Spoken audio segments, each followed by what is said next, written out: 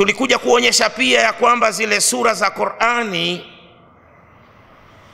katika kupangwa kwake tofauti na vile katika nambari za uteremsho zilivyoteremshwa, pia kwamba ndani yake kuna kuwa na muujiza.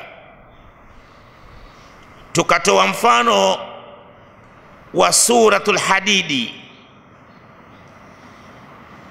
ilikuwa ni sura ya 94 kumteremkia Mtume sallallahu alayhi wasallama, lakini katika kupangwa katika mashafu imekwenda kupangwa imekuwa ni sura ya 57.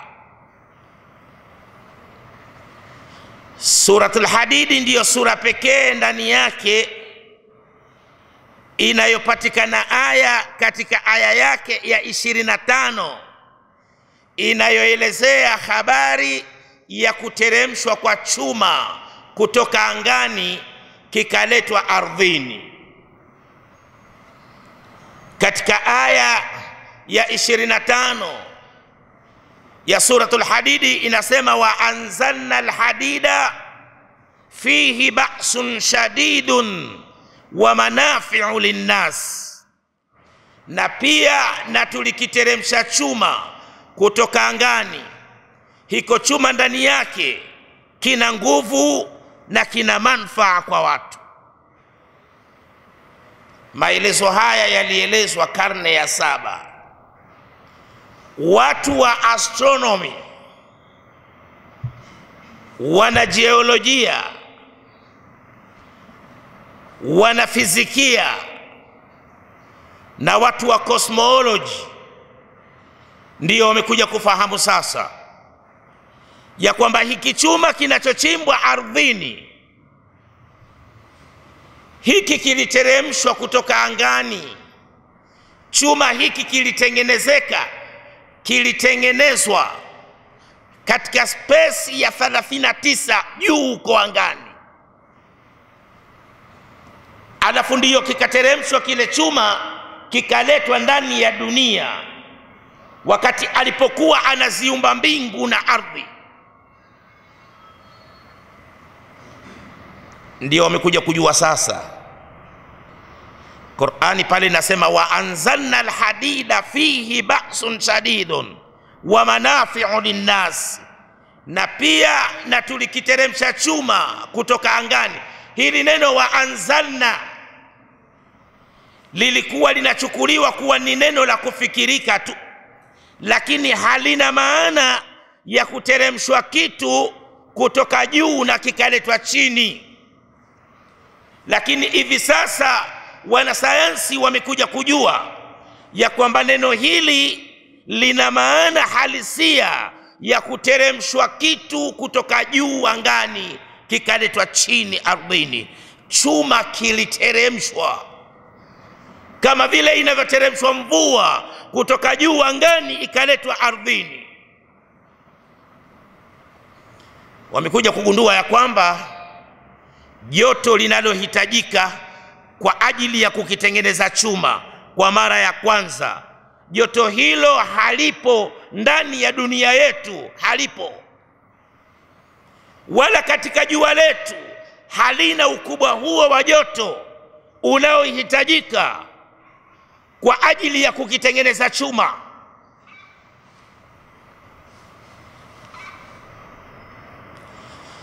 Chuma kinahitaji temperature of 100 million degrees.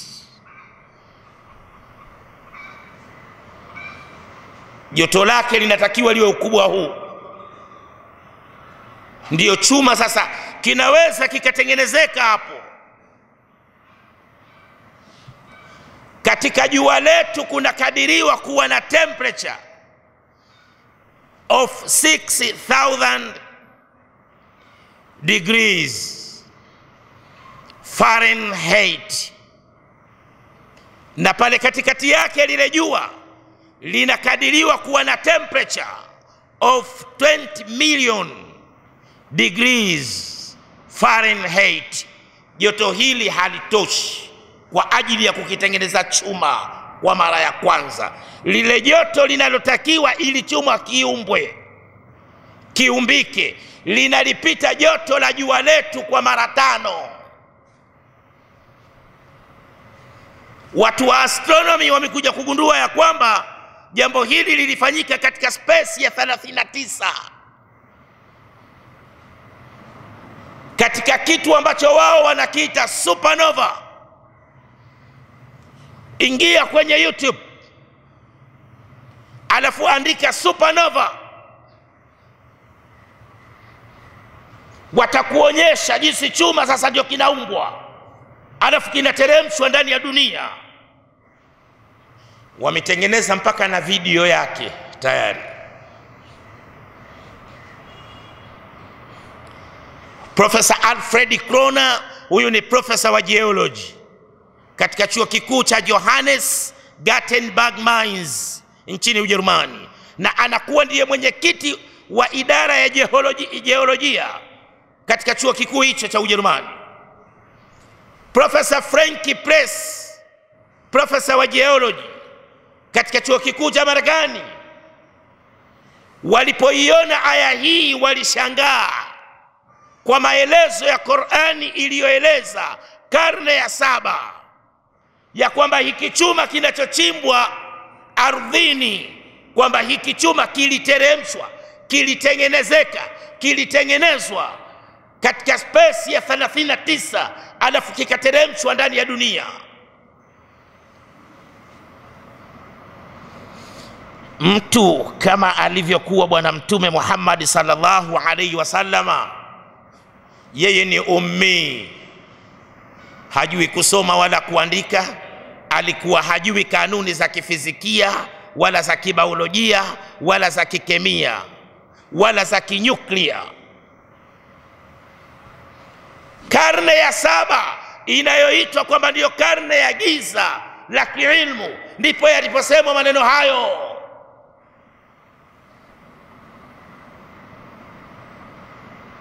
Wao wanakuja kujua karne ya 20 na 21 ndio wanakuja kulijua jambo hili. Ilipopasuka ile supernova, mfano wa kitu kama nyota kubwa, ikapatikana kitu kama majimaji vile,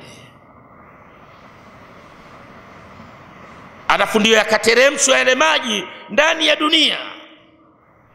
Yalipokuja yakakutana na ardhi, yakagonga, yakapenya, yalipofika katikati ya ardhi, yalipopoa, ndiyo chuma.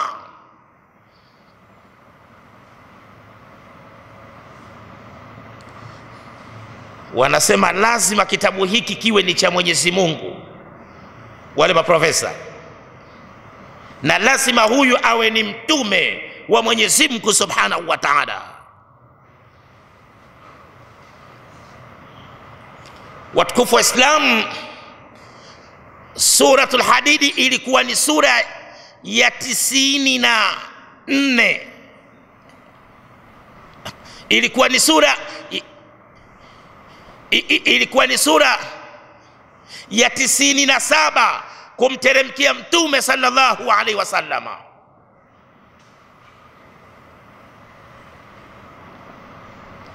Ikachukuliwa ikaenda ikapangwa ikawa ni sura ya 57. Qur'ani ina sura 114. Nusu ya 114 ni 57. Kwa hiyo hii ndiyo sura pekee iliyokwenda kuwekwa katikati ya mashafu, kwa kuwa imeeleza habari ya kuteremshwa chuma kutoka angani, na ile sura ikachukuliwa ikaenda kuwekwa katikati ya mashafu. Lile neno hadidi lina herufi 4, he, dali na ye. Hadidi, he thamani yake ni nambari 8.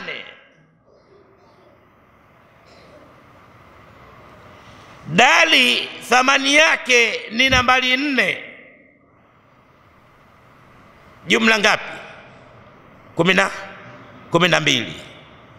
Ye thamani yake ni nambari 10, jumla inakuwa nambari ngapi? 22. Dali thamani yake ni nambari 4, jumla inakuwa ngapi? 26. Lile neno hadidi thamani yake katika nambari za kihesabati ni nambari 26. Ukiwauliza watu wa physics atomic number ya chuma, watakwambia ni nambari 26.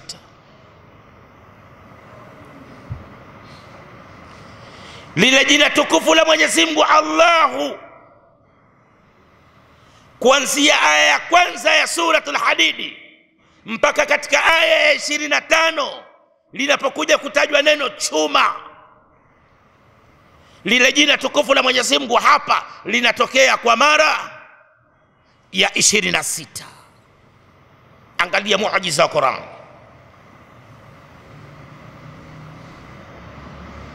Kwa hiyo hata zile sura katika kupangwa kwake ndani yake pia kuna kuwa na muujiza.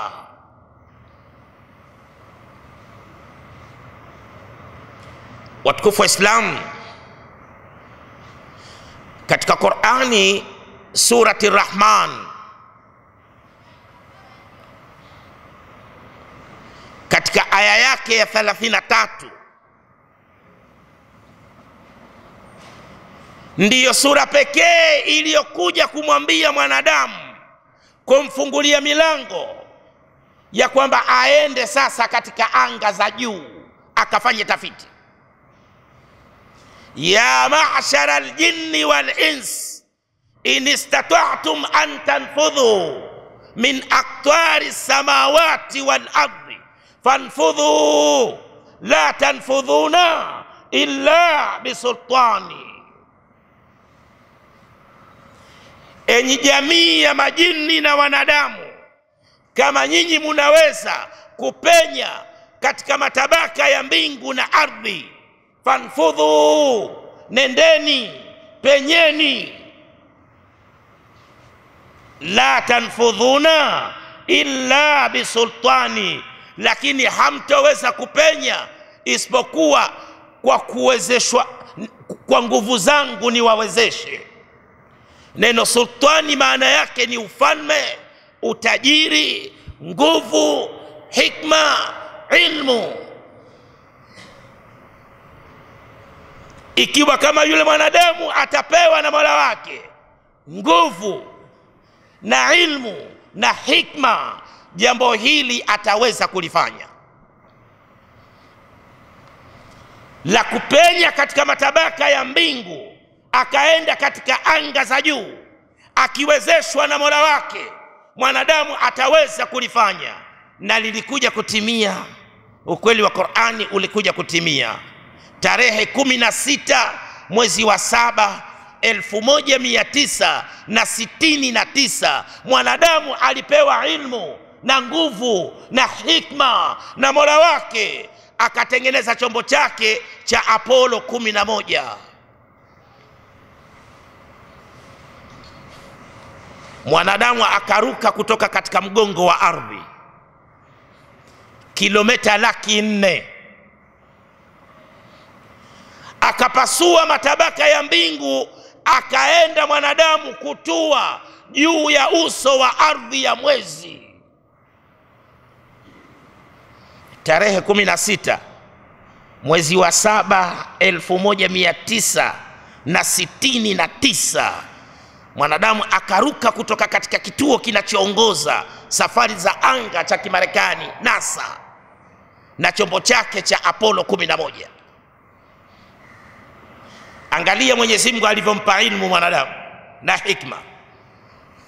Wale waandisi wakati wanaitengeneza ile Apollo walisema ya kwamba kile chombo tukikitengeneza kikiwa chote ni kimoja kama lilivyokuwa basi, alafu tukapanda tukaweza kuruka na tukaweza kufika pale juu ya uso wa ardhi ya mwezi na tukaweza kutua, je, tutakapotaka kutoka ikishindikana atatutoa nani?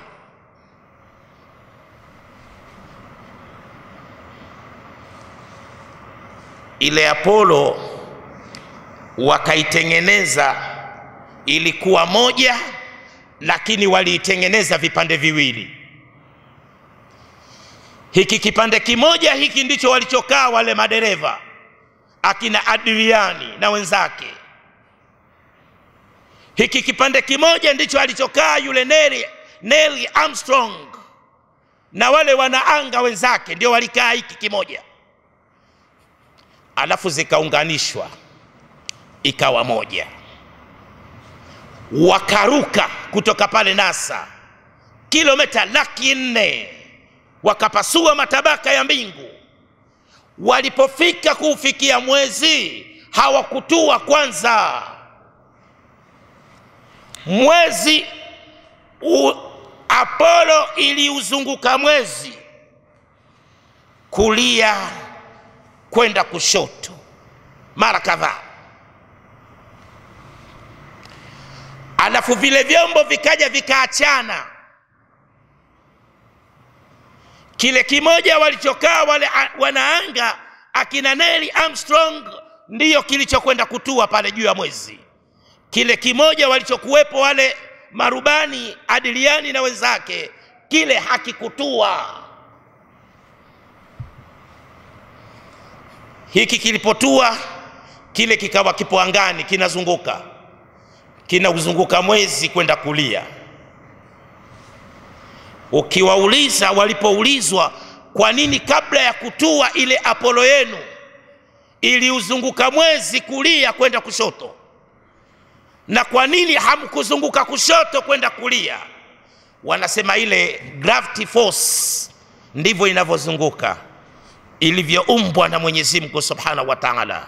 Ile gravity force inazunguka kulia kwenda kushoto. Kwa hiyo na sisi lazima tufuate vile, tuzunguke kulia kwenda kushoto. Na kama tutazunguka kushoto kwenda kulia, kile chombo kitashindana na ile gravity force, kitakatika vipande vipande.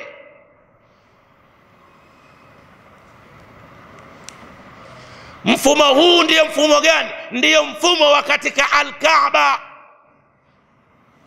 Mahujaji wanaizunguka Al-Kaaba kulia kwenda kushoto katika ibada ya tawafu. Na wao pia walitofu, walifuata mfumo wa dini ya Mwenyezi Mungu. Mwezi ndio ulikuwa ndio mithili ya Al-Kaaba, na wao walikuwa ndio mahujaji wanatufu, wanauzunguka ule mwezi. Walizunguka kulia kwenda kushoto.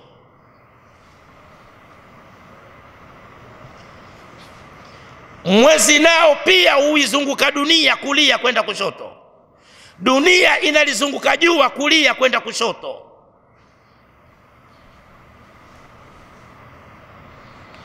Mtoto anapokuwa yuko ndani ya tumbo la mama yake, anakuwa ndani ya kitu kinachoitwa membrane. Kiswahili tunasema chupa, ndo anakuwepo mule ndani. Anakuwa amezungukwa na maji yanaitwa amniotic fluid. Yule mtoto, yale maji kazi yake ni kumfanya yule mtoto ndani ya ile membrane asimguse mama na mama asimguse mtoto. Mawasiliano ya mama na mtoto ni ile kamba yake ya kitovu, yule mtoto, umbilical cord, ambayo inatoka kwa mtoto inakwenda kwa mama, inakwenda kuungana na placenta, lile kondo la nyuma la uzazi. Placenta kazi yake ni kumzungusha mtoto hapa ndani ya membrane anavyotaka Mwenyezi Mungu. Mwenyezi Mungu anataka huyu mtoto azunguke vipi? Anataka azunguke kulia kwenda kushoto. Ile placenta inamzungusha mtoto kulia kwenda kushoto, anazunguka kulia kwenda kushoto anavyozungushwa. Alafu kile kichwa kikifika huku chini, ukiangalia katika zile picha za x-ray, utamuona yule mtoto amejikunja, bapa lake la uso amelifudikiza chini, amesujudu, na ile miguu ameikunja na mikono ameweka chini, amejikunja, amesujudu. Hapa anasubiria kuzaliwa. kullu mauludin yuladu ala alfitra, kila kinachozaliwa kinazaliwa katika maumbile ya asli ya imani ya dini ya Mwenyezi Mungu.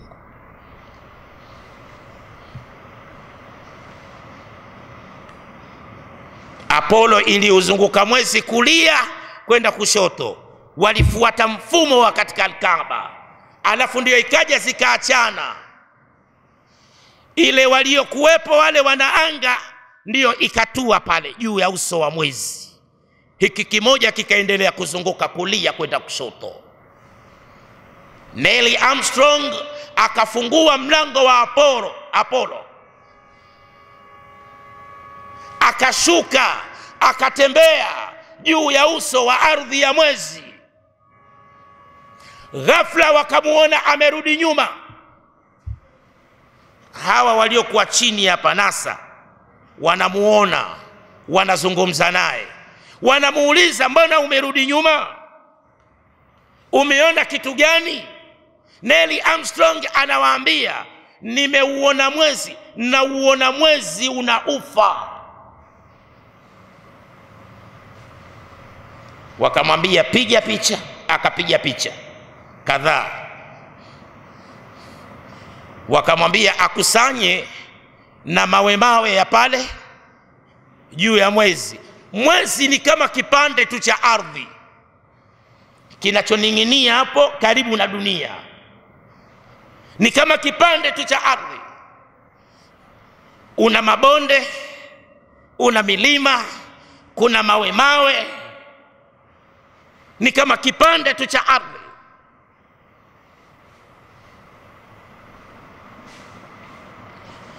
Alikusanya kiasi kama cha kilo 50,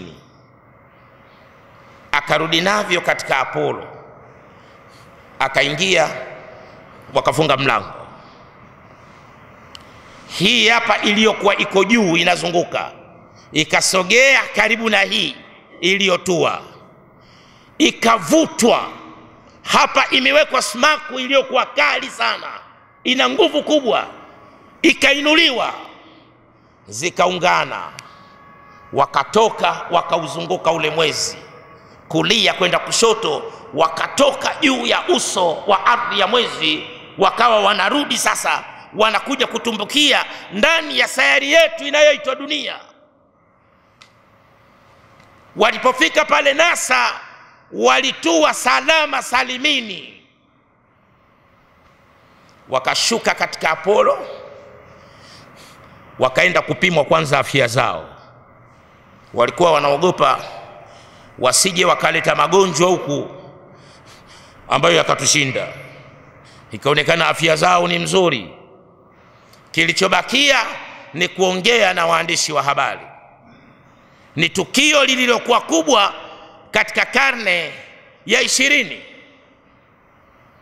Mwandishi wa CNN International anamuuliza Neil Armstrong, ni faida gani tuliyoipata sisi wanadamu kwa kutumia nyinyi mabilioni ya dolari kwa kwenda mwezini? Neil Armstrong anamjibu mwandishi wa CNN International, anamwambia faida tuliyoipata ni kubwa mno kuliko madolari tuliyotumia, na kama tusingelitumia madolari hayo, faida hiyo tusingelijua. Tumeweza kujua ya kwamba kumbe ule mwezi unaufa.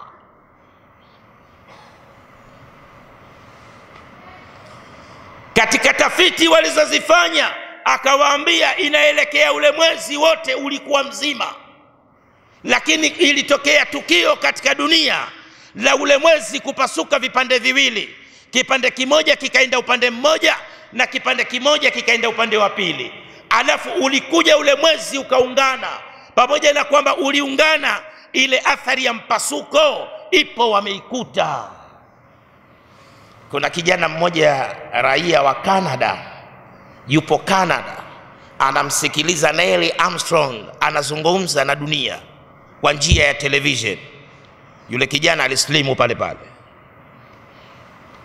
Kijana huyo alisikia habari ya muujiza wa Mtume sallallahu alaihi wasallam kuupasua mwezi vipande viwili. Alipinga akasema ni jambo ambalo haliwezekani na ni la kipumbavu. Kilomita 400 mtu yuko chini hapa ardhini, au nyoshe kidole ule mwezi au pasue vipande viwili? Akasema jambo hili ni la kipumbavu, hakuliamini. Wao wenyewe NASA waliiona aya ya Qur'ani katika sura ya 54 Suratul Qamar, aya ya kwanza. Qur'ani inasema iqtarabatis saatu wanshaqqa al-qamar, qiyama kimekaribia na mwezi umekwisha pasuka. NASA wakauliza kwamba je, aya hii inayosema hivi kwamba mwezi ulipasuka ilikuwaje? Wakaambiwa huu ni muujiza wa Mtume sallallahu alaihi wasallam aliyoufanya karne ya 7. Ule mwezi aliupasua vipande viwili baada ya kutakiwa, kama kweli yeye ni mtume wa Mwenyezi Mungu, au pasua ule mwezi vipande viwili. NASA nao walikataa, wakasema Qur'ani ichukuliwe ifungiwe katika sanduku. Maana yake ni kitabu ambacho hakina nafasi katika dunia. Mwenyezi Mungu anasema sanurihim ayatina fil afaqi wa fi anfusihim hatta yatabayyana lahum annahu alhaq. Tutakuonyesheni ukweli wa maneno yetu tokea masafa ya mbali na katika nafsi zenu wenyewe, mpaka ije kuwabainikia ya kwamba yote yaliyosemwa na Qur'ani kwamba ni haki. Katika surati Fussilat aya 54 anasema atayatumia masafa ya mbali kuonyesha ukweli wa dini ya Kiislamu. Tarehe 16 mwezi wa 7 1969 Mwenyezi Mungu anayatumia masafa ya mbali kuonyesha ukweli wa Qur'ani, ukweli wa dini ya Kiislamu, ukweli wa unabii wa Bwana Mtume Muhammad sallallahu alaihi wasallam. Wanakwenda kuushuhudia mwezi kwamba ni kweli mwezi ulipasuka, kama ilivyothibitishwa na Qur'ani katika sura ya 54 Suratul Qamar aya ya kwanza kwamba ni kweli mwezi ulipasuka. Ametumia masafa ya mbali hapa. Aya hii inafanya kazi wakati wote. Wakati Qur'ani ilipokuwa inateremshwa, ilikuwa darubini ya kuona mbali wala karibu, ilikuwa bado haijavumbuliwa. Kwa hiyo masafa ya mbali ilikuwa ni pale linapoishia jicho la mwanadamu. Ilipokuja kuvumbuliwa kamera, darubini ya kwanza katika dunia, ikawa masafa ya mbali yameongezeka, na sasa hivi yameongezeka zaidi. Yamevumbuliwa hayo masatellite ambayo yanapelekwa anga za juu, yakaweza kupiga picha na zikazituma hizo picha zikazileta chini huku duniani, maeneo ambayo mwanadamu hajaweza kwenda, katika eneo ambalo mwanadamu ameweza akakanyaga kwa mguu, tukiwaondoa manabii na mitume, ni katika mwezi tu basi. Maeneo mengine yote mwanadamu anategemea kurusha satellite, ndio zinapiga picha huko na kuzituma ardhini. Eneo ambalo ameweza kwenda akakanyaga kwa mguu wake, tukiwaondoa manabii na mitume, ni katika mwezi tu.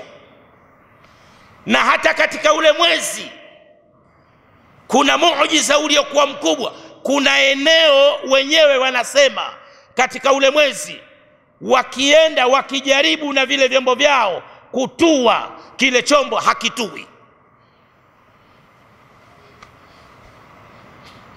Kuna eneo katika mwezi wakijaribu kutua, kile chombo hakitui. Kuna sehemu tu ndio wakienda hapo wanatua. Kwa hiyo bado maneno ya Qur'ani, la tanfudhuna illa bisultani, hamtoweza kwenda isipokuwa kwa nguvu zangu. Bado hawajapewa zile nguvu na Mola wao wakaweza kutua katika sehemu hiyo wanayotaka wao watue, hawajaweza. Na wala katika yale maumbile mengine, la tanfudhuna illa bisultani, hawajaweza bado kwenda wakaweza kukanyaga isipokuwa wanatuma vyombo tu.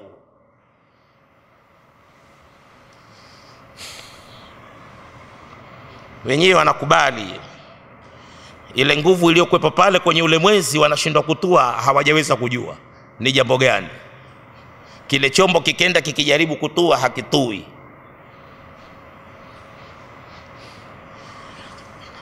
Sasa masafa ya mbali yameongezeka kutokana na vifaa mbalimbali vilivyovumbuliwa. Sasa hivi mwanadamu ameweza kufika mbali katika kuweza kuona kwa kutumia masatellite. Watukufu wa Islam, hivi ndivyo ilivyokuwa. Kwa hiyo Neil Armstrong akaulizwa, ni kitu gani kilichokustaajabisha wewe ulipokuwa mwezini? Neil Armstrong akasema, niliuona mwezi unaufa, na inaelekea ule mwezi wote ulikuwa ni mzima, lakini ulipasuka vipande viwili, alafu ukaja ukaungana. Athari ya mpasuko bado ipo pale, wameikuta. Ametumia masafa ya mbali hapa Mwenyezi Mungu Subhanahu wa Ta'ala. Watukufu wa Islam, kipindi hiki ilikuwa darubini ya kuona mbali wala karibu ilikuwa bado haijavumbuliwa. Ilikuwa hakuna ultrasound, hakuna x-ray, hakuna 3D x-ray, ilikuwa hakuna kadha. Ilikuwa vitu hivyo vyote bado havijavumbuliwa. Surati Rahmani ambayo ndiyo iliyoeleza ya kwamba mwanadamu anaweza kwenda anga za juu, ikaja ikapangwa ikawa ni ya 55, na ile sura iliyosema ya kwamba mwezi umepasuka ikaja ikapangwa ikawa ni sura ya 54. Kwa hiyo hii inakuwa 54, hii inakuwa 55. Kwa hiyo hata katika kupangwa zile sura za Qur'ani, ndani yake pia kuna kuwa na muujiza. Hii ndio Qur'ani, kitabu cha Mwenyezi Mungu Subhanahu wa Ta'ala. Watukufu wa Islam, tumekuja kuona ya kwamba Mwenyezi Mungu Subhanahu wa Ta'ala ametumia nambari 19 katika kuipangilia ile Qur'ani, sura zake, maneno yake na aya zake. Kwa nini aliitumia nambari 19? Kwa nini asiichague nambari nyingine yoyote isiyokuwa nambari 19? Nambari 19 ina nini? Wataalamu wa mambo ya hesabati wamekuja kugundua ya kwamba nambari 19 inasomeka 10 lipo moja, na moja zipo 9. Unaposema 9, ile moja ziko moja mpaka zinafika 9, ndiyo inakuwa 9. Kwa hiyo nambari 19 inasomeka 10 liko moja, na moja ziko 9. Nambari 19 ndiyo nambari pekee katika nambari zote za kihisabati ambayo ndiyo iliyoweza kuzikusanya nambari zote za kihesabati na kuziweka ndani yake. 2, 3, 4, 5, 6, 7, 8. 2 inatanguliwa na 1, 8 inatanguliwa na 9. Ukisema 19, maana yake ndani yake kuna 2, kuna 3, kuna 4, kuna 5, kuna 6, kuna 7, kuna 8. zile nambari zote za kihesabati zimekusanywa na nambari 19.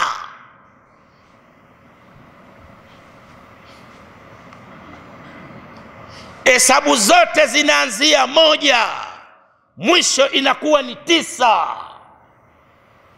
Ikianza 1, 2, 3, 4, 5, 6, 7, 8, 9 inakuwa ndio mwisho wa hesabu. 1 jumlisha 9 inakuwa ni 10. Inapatikana mali 1 na 0. 1 jumlisha 0 1. Nambari 1 na 0 katika mfumo wa kimahesabu ndio zinaitwa binary numbers. Ndiyo nambari pekee zinazoziwezesha zile nambari nyingine zote ziweze kufanya kazi. Hesabu ikianza 1, ikifika 9 inakuwa ndio mwisho. Inachukuliwa 1 inawekwa, alafu inawekwa 0, inakuwa 10. Wanachukua tena 1 wanaweka tena 1 nyingine, inakuwa 11. Inakuwa ile hesabu imeanza tena 1, 11, 12, 13, 14, 15, 16, 17, 18, 19, mwisho inaenda kuchukuliwa 2 inawekwa, alafu wanaweka 0, inakuwa 20. Alafu wanachukua 2 tena wanaweka 1, inakuwa ile hesabu imeanza tena 1, 21, 22, 23, 24, 25, 26, 27, 28, 29, mwisho itakuwa hivyo mpaka mabilioni. Kilichofanya ile hesabu iendelee ni nambari 1 na 0. Nambari 1 na 0 zilipatikana vipi? Ni baada ya 1 jumlisha 9 ikawa 10, ikapatikana nambari 1 na 0. Nambari 1 na 0 katika utendaji kazi wa kimahesabu ndizo zinazozifanya zile nambari ziweze kubadilika na hesabu iweze kuendelea. Qur'ani inakuwa ndiyo kitabu cha kwanza katika dunia kutumia mfumo wa binary numbers, 1 na 0, 1 na 9. Na mfumo huu ndiyo mfumo unaotumika katika kompyuta zote, makampuni yote yanayotengeneza kompyuta duniani. Kompyuta zote zimepangiliwa katika mfumo wa binary numbers, 1 na 0, 1 na 9. Angalia kwenye simu yako zile batani zako, wameanza 1, 2, 3, 4, 5, 6, 7, 8, 9. Ile 0 wamekwenda kuitupa pembeni huko. Kwa nini ile 0 wasiweke mwanzo wa 1? Ni kwa sababu 1 jumlisha 9 inakuwa ni 10. Inapatikana nambari 1 na 0.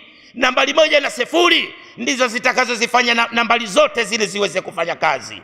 Qur'ani ilikuwa ndiyo kitabu cha kwanza katika dunia kutumia mfumo huo wa binary numbers. Watukufu wa Islam, Qur'ani inakuwa ni hazina ya kiilmu ya kiungu.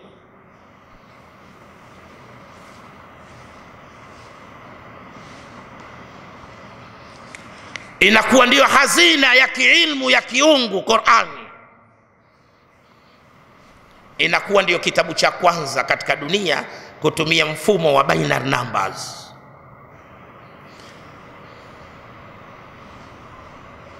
Tumekuja kuona lile neno Bismillahirrahmanirrahim. Tumesema lina herufi 19. Lile neno Bismillahirrahmanirrahim limejengwa kwa maneno 4: Bismi, Allahu, Arrahman, Arrahim. Katika tafiti zilizokuja kufanywa imekuja kugundulika ya kwamba maneno yale 4, Bismi, Allahu, Arrahman, Arrahim, kila moja nalo pia linapatikana katika uzidisho na mgawanyo wa nambari 19.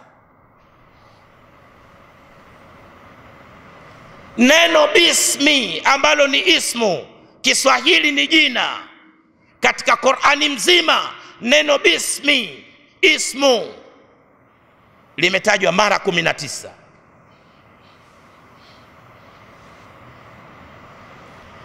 Jina tukufu la Mwenyezi Mungu Subhanahu wa Ta'ala Allahu katika Qur'ani mzima limetajwa mara 2698.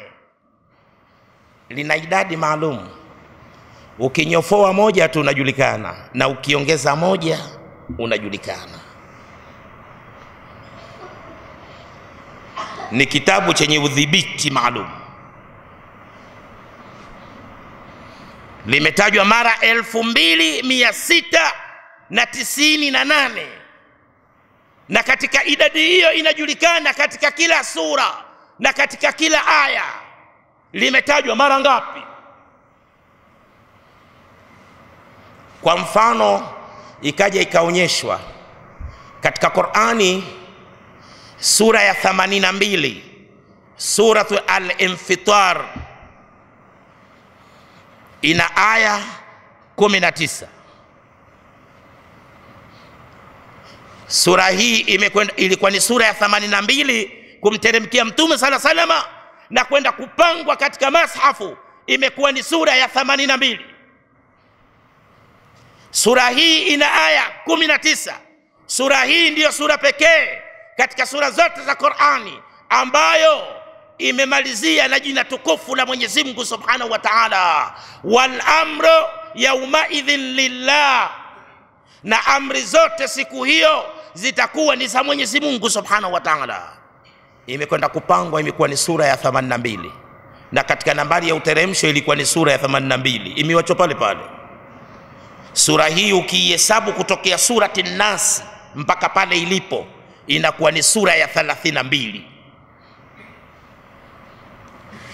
Kwa hiyo kutokea surati Nas mpaka utakapokuja kuikuta suratu Al-Infitari ambayo ina aya 19, na katika aya yake ya 19 imemalizia na jina tukufu la Mwenyezi Mungu Subhanahu wa Ta'ala, wal amru yawma idhin lillah. Ukianza kulihesabu jina tukufu la Mwenyezi Mungu Subhanahu wa Ta'ala tokea nyuma ya mashafu mpaka utakapoikuta aya hii, lile jina linalopatikana katika aya ya 19 linakuwa ndio la 19 tokea nyuma ya mashafu. Na nambari 19 ndiyo password yake. Kompyuta ikaja ikasema uandishi wa namna hii wa upangaji kama huu ni mgumu. Hata kama mtu ukapewa umri wa ulimwengu ukiandike kitabu kilichokuwa na mpangilio kama ilivyo kwa Qur'ani, ule muda utamalizika na wewe hujaweza kukiandika kitabu chenye mpangilio kama huo.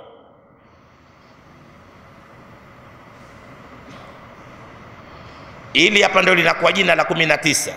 Kwa hiyo tokea kule nyuma ya mashafu katika surati An-Nas mpaka pale, katika hizo mara 19 inajulikana katika kila sura. Mfano neno hayatin, uhai, kinyume cha neno uhai ni mauti.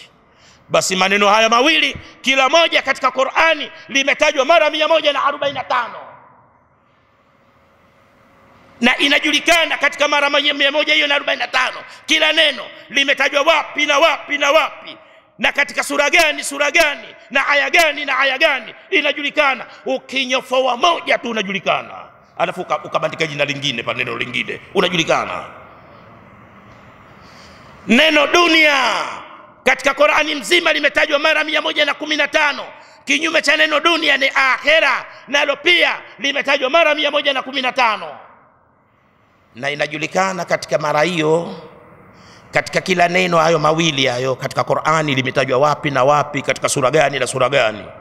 Ukinyofoa moja tu unajulikana, ili ubandike neno lingine pale unajulikana.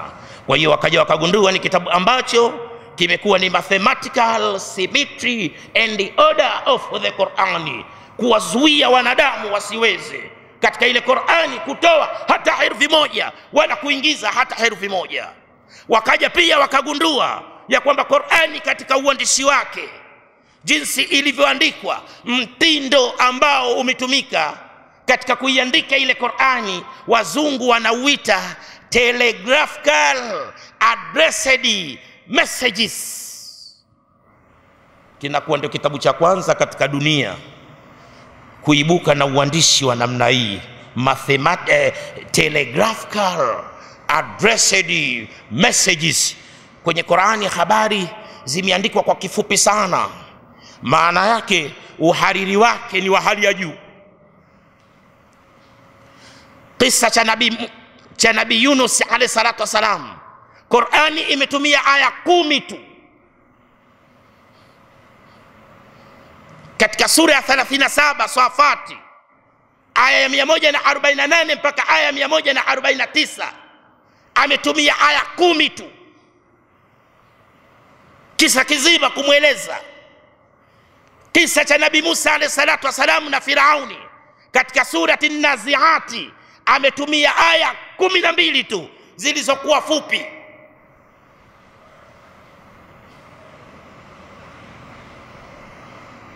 Alafu anasema kimeteremshwa katika mtindo wa head computer.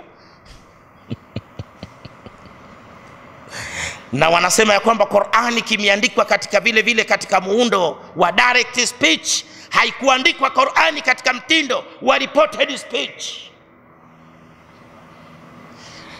Direct speech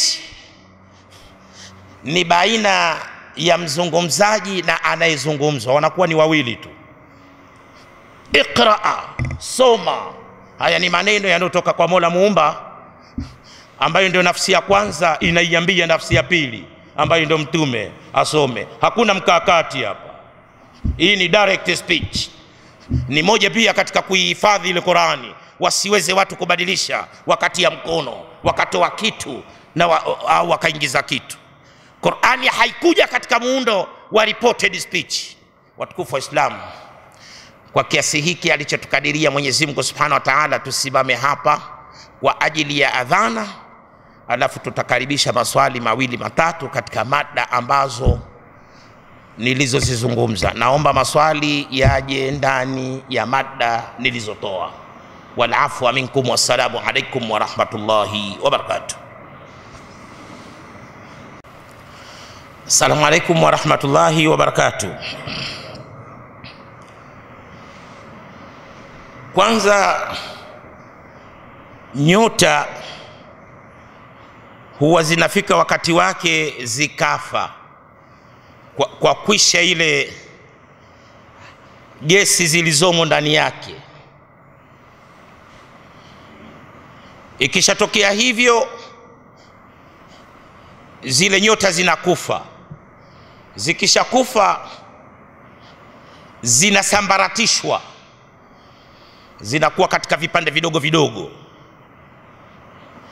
Kuna kitu kinaitwa atmosphere, anga hewa. Qur'ani inasema wazayyana samaa ad-dunya bimasabiha wa hifdha, tumeupamba uwingu wa dunia kwa mataa na tumeulinda. Ile pale na tumeulinda ndiyo atmosphere, ambayo kazi yake zile nyota ambazo zinazokuisha muda wake zinapoporomoka kutaka kuja kuipiga dunia, lile anga hewa kazi yake ni kuzisambaratisha, zinabomolewa. Sayari ya Jupiter inaipita sayari yetu ya dunia kwa mara 1000. Yani dunia ili iweze kuifikia Jupiter ukubwa wake, inatakiwa ile dunia iwe mara 1000 ndio iifikie hiyo Jupiter. Ukitoka sayari yetu ya dunia, sayari inayofuatia ni Mars, alafu sayari inayofuatia ni Jupiter. Nini kazi ya Jupiter?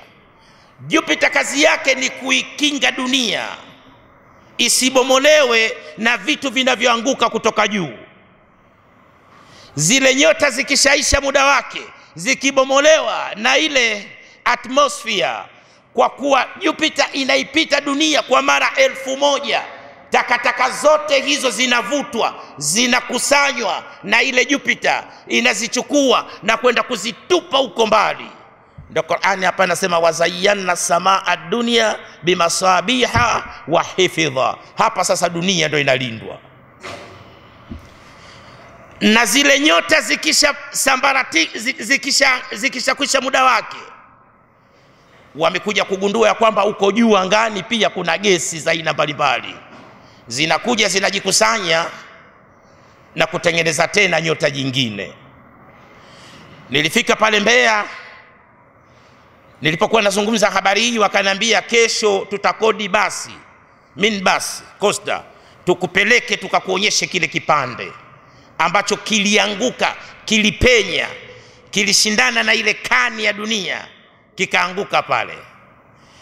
Mimi nimesoma tu shule kwamba viko viwili, kimoja kiko Mbeya katika wilaya ya Mbozi na kingine kiko Marekani katika jimbo la Arizona.